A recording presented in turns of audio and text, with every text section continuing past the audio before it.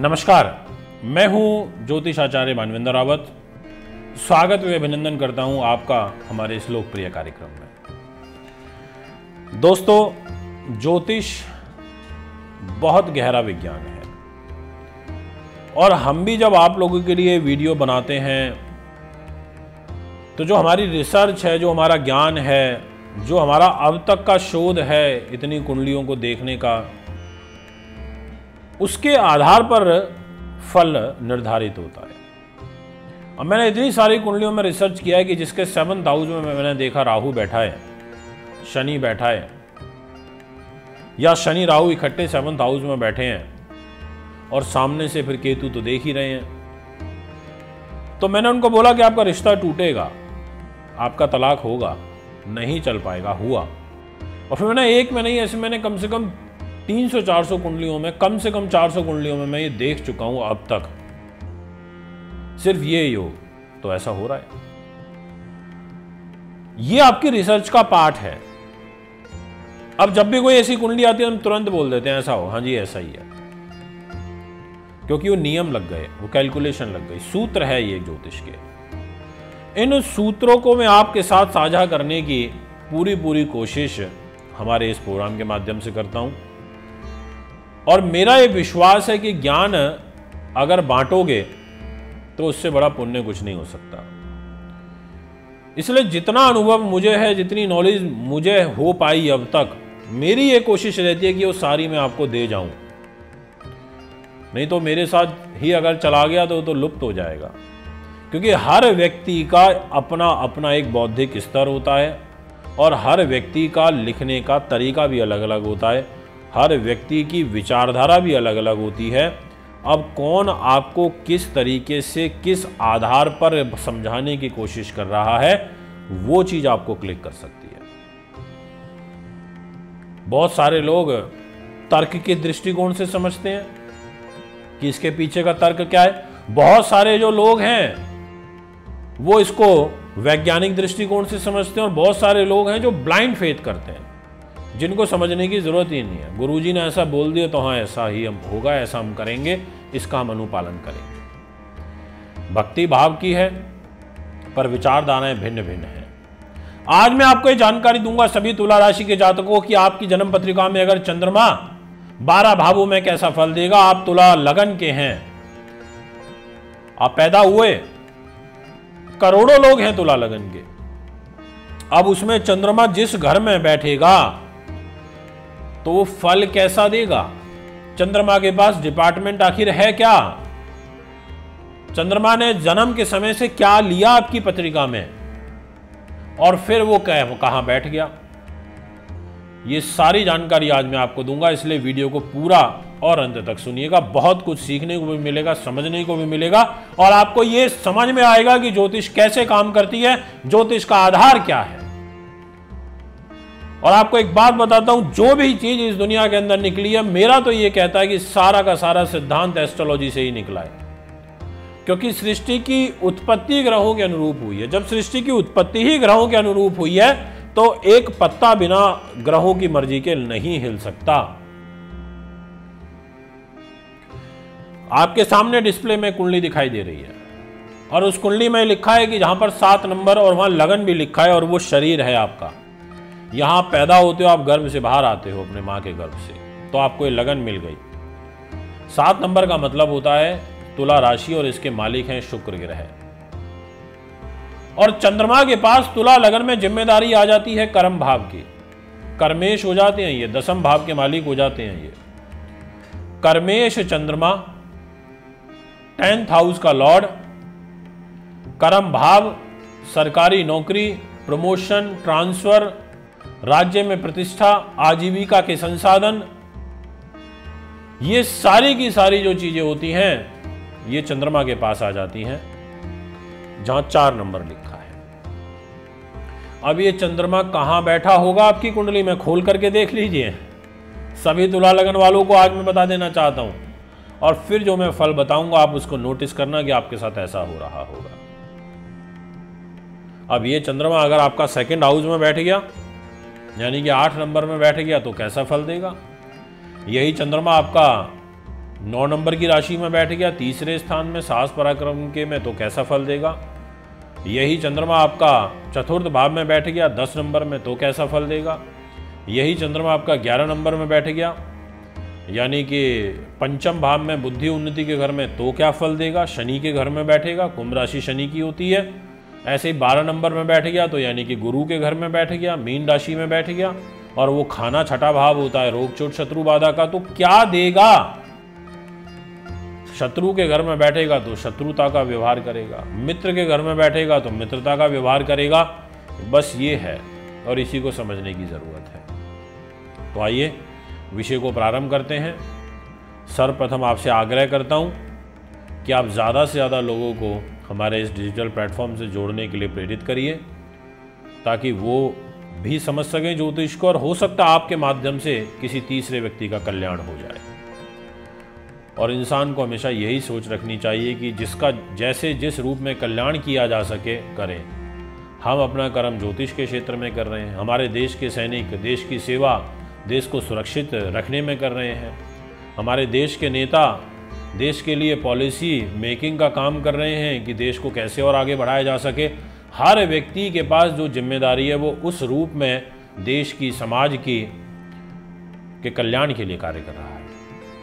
तो मैं सबसे पहले आपको बताता हूं कि यदि ये चंद्रमा आपका प्रथम भाव के अंदर बैठता है और तुला राशि के अंदर बैठता है और कर्मेश होकर के बैठेगा, तो ऐसी स्थिति में यहां पर चंद्र ग्रह आपको एक तो आकर्षक व्यक्तित्व दे देगा, क्योंकि ये शुक्र की राशि में बैठा, और शुक्र खुद खूबसूरती का कारक है, संगीत प्रेमी है, और ये ग्लैमर प्रिय ग्रह है, रूप खूबसूरती है शुक्र के पास में। तो ये जब कर्मेश होकर के बैठेगा तो ऐसे व्यक्ति को रूपवान बना देता है, ऐसे व्यक्ति को चंचल बना देता है।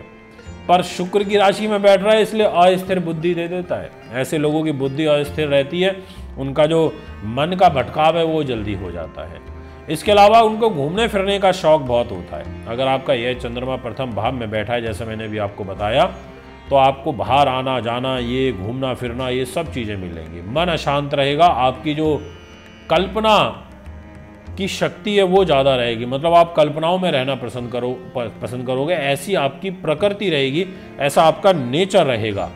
आपको व्यवसाय के अंदर में कुछ ना कुछ परिवर्तन होते रहेंगे, यानी कि आप स्थिरता के साथ में एक काम को नहीं कर पाओगे, इस प्रकार का योग भी बनेगा। यदि यही चंद्रमा आपका शुक्र या मंगल के द्वारा युक्त हो, तो ऐसे जो व्यक्ति होते हैं ना, उनको आर्ट से, फैशन ग्लैमर से, खेल कूद से, फिल्म लाइन से, और विशेषकर स्त्री पक्ष से विशेष लाभ प्राप्त होता है, ऐसा योग बनता है। इसके अलावा स्टेशनरी से, डिजाइनिंग वर्क जो मैंने भी आपको बताया, कंप्यूटर लाइन से लाभ मिलता है, सिनेमा संगीत से लाभ मिलता है, इस प्रकार की चीज़ों से भी काफ़ी अच्छा लाभ मिलता है, और ज्ञान से भी लाभ प्राप्त होता है। अब आपकी चंद्रमा की मान लीजिए महादशा शुरू हो गई है, कर्मेश आपका चंद्रमा है, शुभ प्रभाव में है, और मंगल और शुक्र से युक्त है या दृष्टि में है, तो जो मैंने तमाम आपको बातें बताई, इस प्रकार के जो नियम हैं वो आपकी पत्रिका के अंदर एप्लीकेबल हो जाएंगे और आपको लाभ मिलने शुरू हो जाएंगे, ऐसा आपकी कुंडली कहती है। अब चंद्रमा की दशा 10 साल की होती है, यह आपके लिए लाभकारी रहेगी। इसी प्रकार से इसी विषय को आगे बढ़ाता हूं। यदि यही चंद्रमा आपका सेकंड हाउस में बैठ जाए, यानी कि वृश्चिक राशि में बैठ जाए, और वृश्चिक राशि मंगल की है, पर इस राशि में चंद्रमा नीच के हो जाते हैं और आपके कर्मेश होकर के नीच होंगे, कैरियर की जिम्मेदारी और नीच हो गए।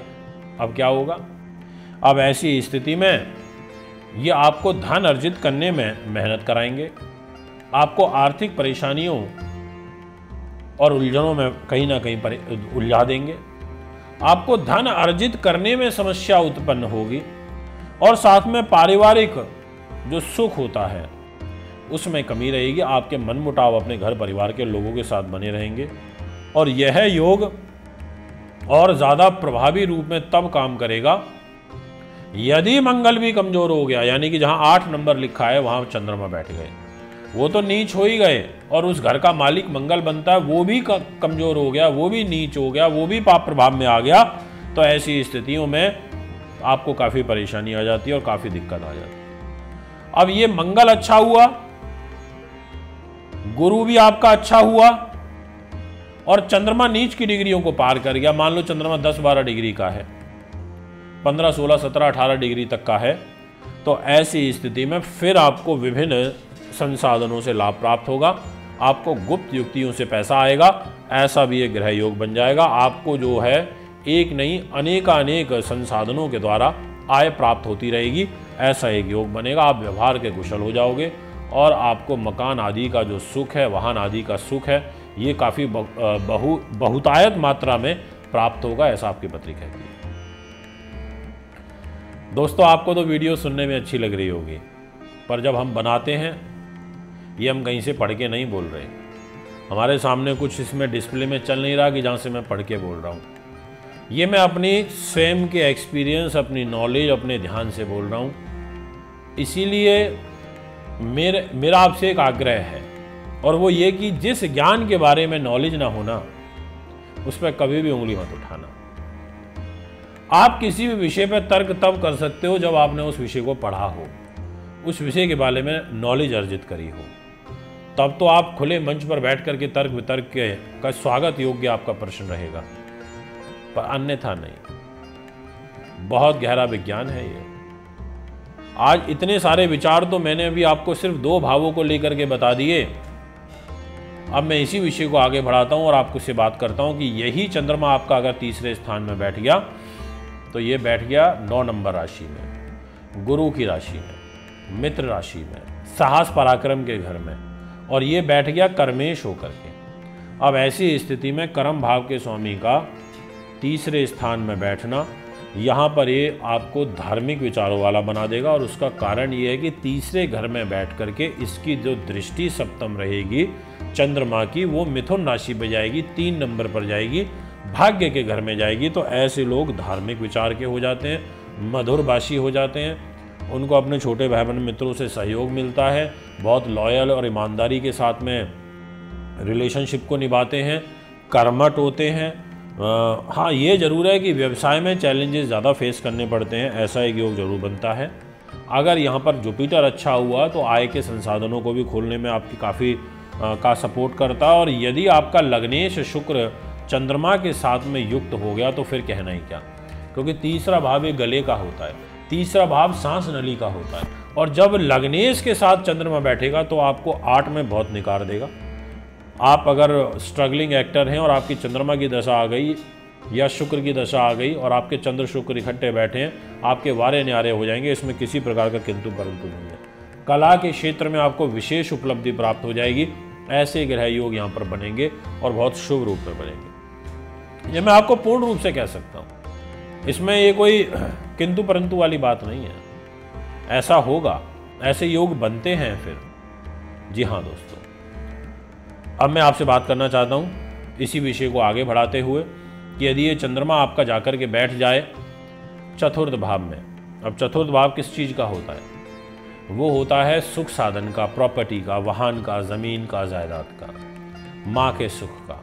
अब यहाँ मकर राशि है, यहाँ राशि आ जाती है 10 नंबर, शनि का घर आ जाता है, और यहाँ बैठ कर के चंद्रमा अपनी ही राशि को देखेंगे और कर्क राशि को देखेंगे। 4 नंबर राशि पर इनकी सप्तम दृष्टि जाएगी। ऐसी स्थिति में व्यक्ति काफ़ी बुद्धिमान हो जाएगा। ऐसी स्थिति में वो इमोशनल भावुक भी हो जाएगा, वो माता पिता के प्रति काफ़ी निष्ठावान हो जाएगा, उसकी जो वो एक समर्पण का भाव लेकर के काम करेगा।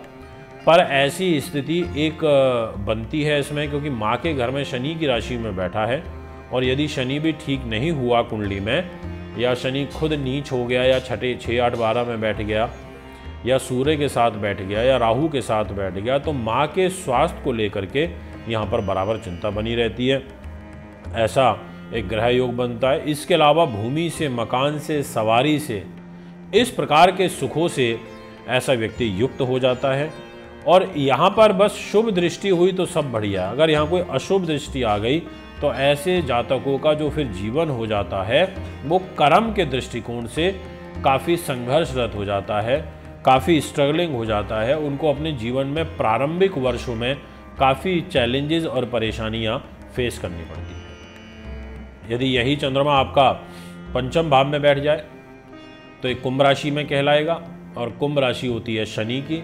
शनि की मूल त्रिकोण राशि में बुद्धि के घर पे रहेगा, बुद्धिमान हो जाएगा, व्यक्ति मधुरभाषी हो जाएगा, उसकी कल्पना शक्ति अच्छी रहेगी, उसकी विचार शक्ति अच्छी रहेगी और वो धर्म के प्रति निष्ठावान रहेगा और वो लॉयल रहेगा अपने काम के लिए। वो विशेष रूप से वो दुर्गा माता का उपासक रहेगा और माँ दुर्गा के ऐसे व्यक्ति के ऊपर विशेष कृपा बनी रहती है।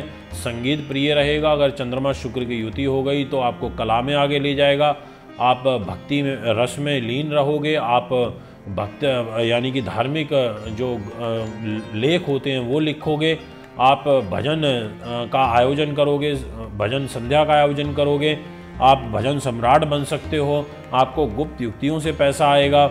ऐसे योग यहाँ पर बन जाते हैं क्योंकि शनि भी गुप्त तरीके से पैसा देने में सपोर्ट करता है।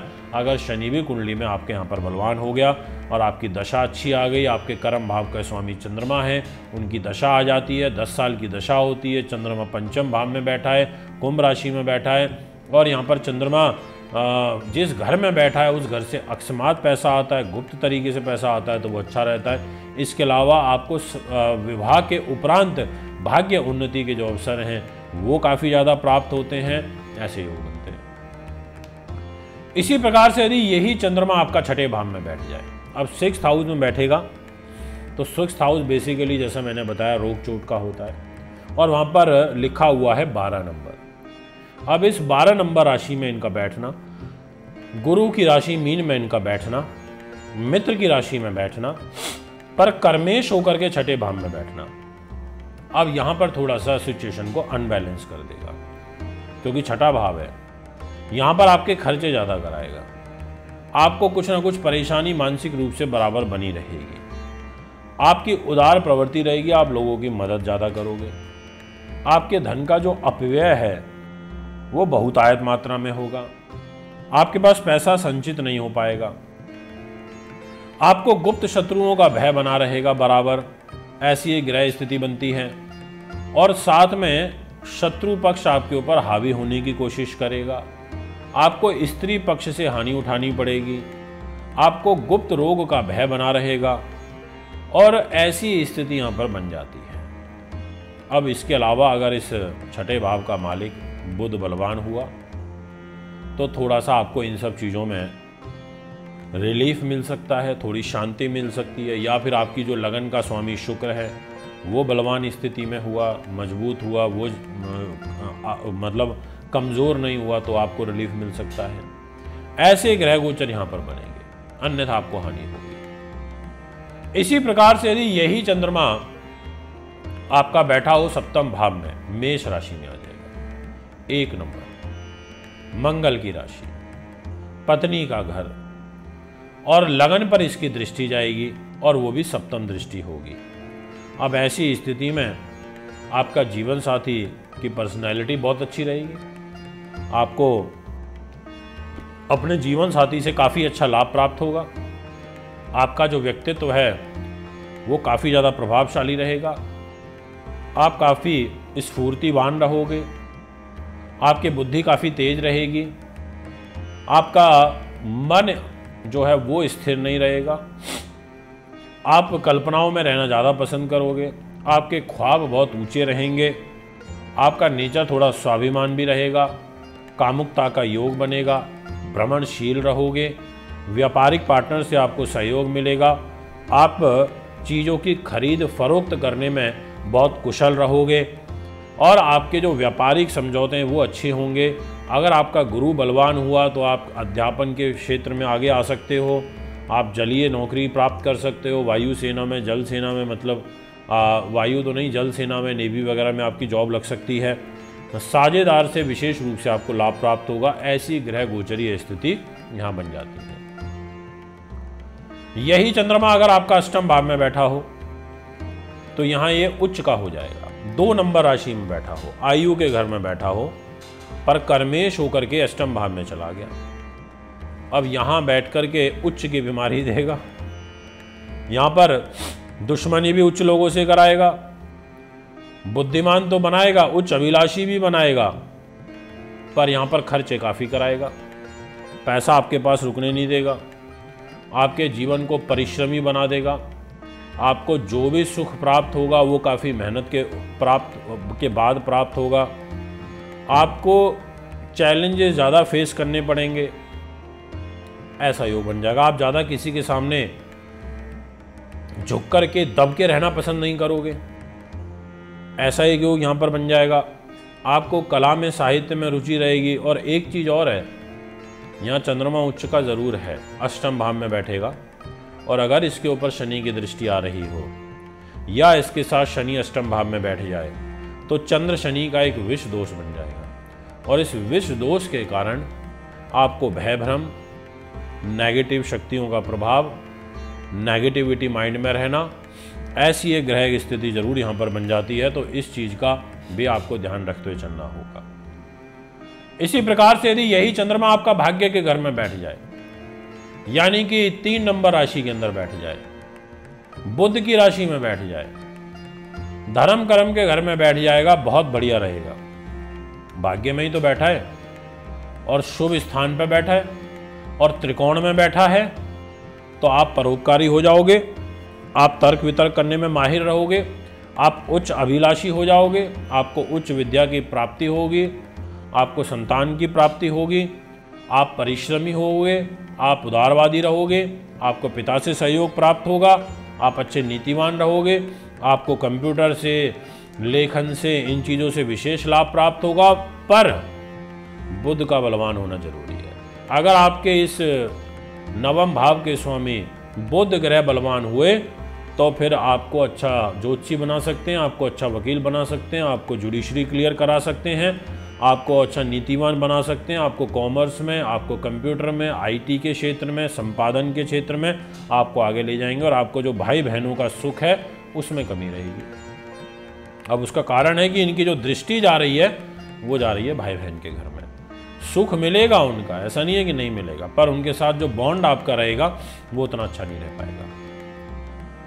इसी प्रकार से यदि यही आपका चंद्रमा जाकर के कर्म भाव पर बैठ जाए, जबरदस्त, मतलब एक ही लाइन में बोल देता हूँ, जबरदस्त, बस पाप प्रभाव में ना हो।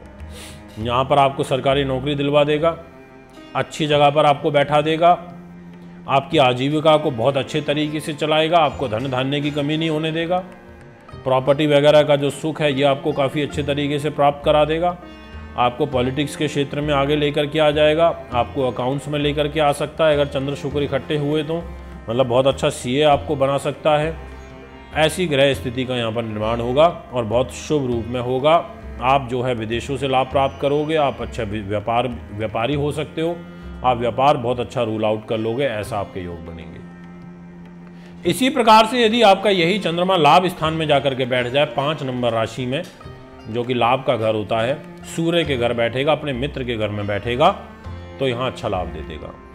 मित्र व्रत धर्म का पालन करेगा तो विदेशों से लाभ होगा, ऐसे लोग विदेशों में सेटल हो सकते हैं, ऐसे लोगों का अपने भाई बहनों के साथ आचार व्यवहार अच्छा रहता है और ऐसे लोगों की जो व्यापारिक दृष्टि होती है वो बहुत अच्छी होती है, उच्च अभिलाषी हो जाते हैं।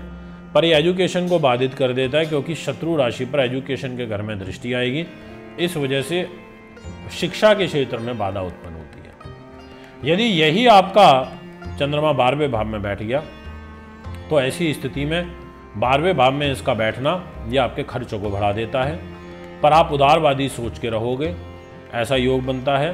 स्वास्थ्य का थोड़ा आपको अलर्ट रहना पड़ेगा क्योंकि हेल्थ के घर में इनकी दृष्टि आएगी, बट ओवरऑल ये आपको यहाँ पर फल मिला जुला सा देंगे। ये है आपका फल। उम्मीद करता हूँ आपको वीडियो अच्छी लगी होगी। दोस्तों ऐसे ही जुड़े रहिए, अपना स्नेह प्रेम देते रहिए। एक बार पुनः आगे नई वीडियो लेकर के आपके बीच में आऊँगा। अभी आपसे ज़्यादा चाहता हूँ, अपना ध्यान रखिए।